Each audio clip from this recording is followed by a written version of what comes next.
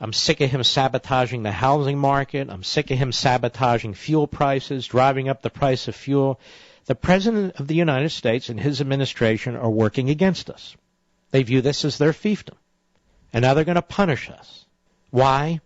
Because of a sequester that he invented, which cuts 2.3% from the increase in the federal budget.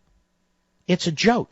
And the idea now that planes are lined up and people are going to be inconvenienced who fly, as if now all of us are going to turn on the Republicans or demand more spending by the federal government. He's got it wrong. The backlash is going to be toward him. Same with this Obamacare. Try as they might. This is their baby, not ours.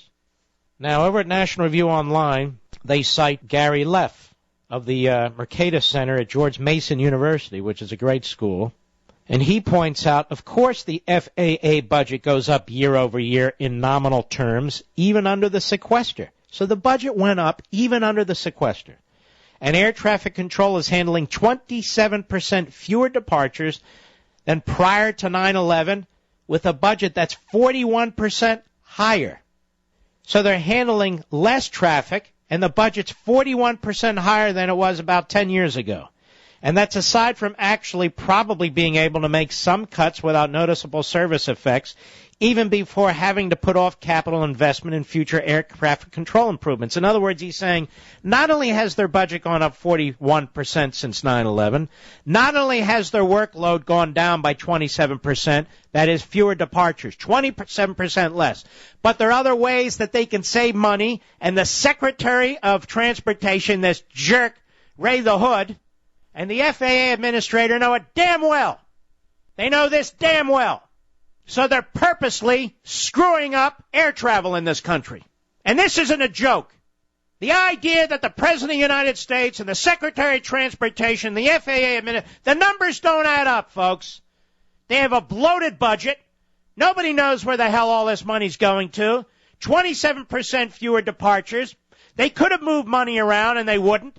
Congress, in its infinite stupidity, even offered to give the president a blank check in the sense that he would be able to determine spending priorities, and he turned it down. Obama wants this. That there's even more. From the Reason Foundation's Bob Poole, quoting again Gary Leff of the Mercatus Center at George Mason University. The administration's marching orders to all government agencies covered by the sequester law, including the FAA's parent, the Department of Transportation, seem designed to inflict maximum pain on the traveling public in hopes of mobilizing aviation stakeholders, the media, and the traveling public to demand that Congress change the law. In other words, more money.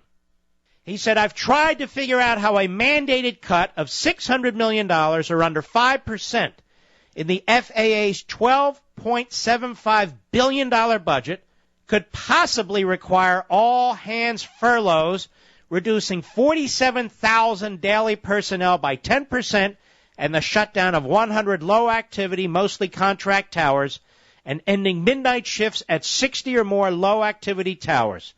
This appears to be a classic example of the so-called Washington Monument strategy of trying to prevent budget cuts by... This guy's an economist, and he's gone over the numbers multiple times, and he's saying, I can't figure out, putting politics aside, from a financial and budgetary point of view, how they possibly come to this conclusion that tens of thousands of personnel have to daily have a 10% reduction in their work activity.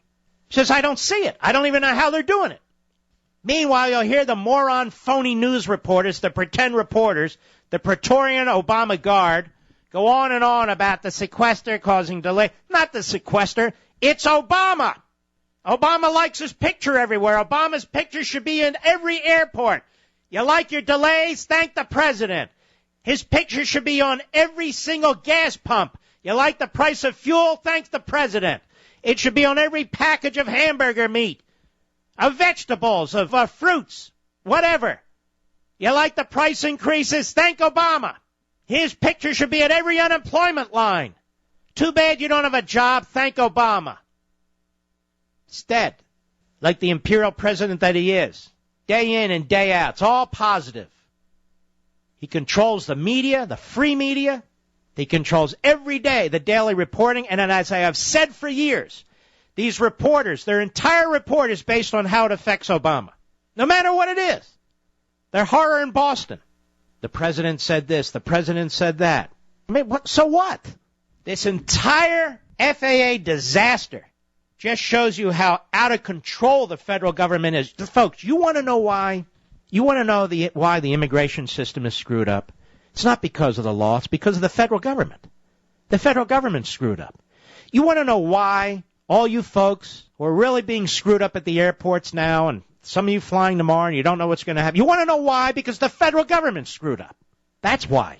And it ain't going to get any better. It gets bigger and bigger and bigger and more incompetent, more ideologically driven. But I'm tired of these governing masterminds, the concentration of power in Washington. And then they look at this. Look how they punish us. Look how they take it out on us. Look how they pretend that this immigration reform is going to actually do what they say it's going to do. How many more times are we going to accept these lies and these diversions?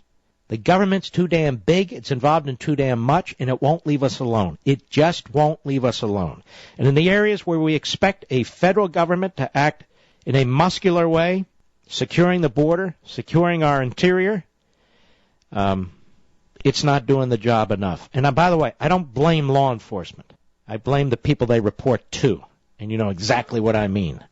I'll be right back.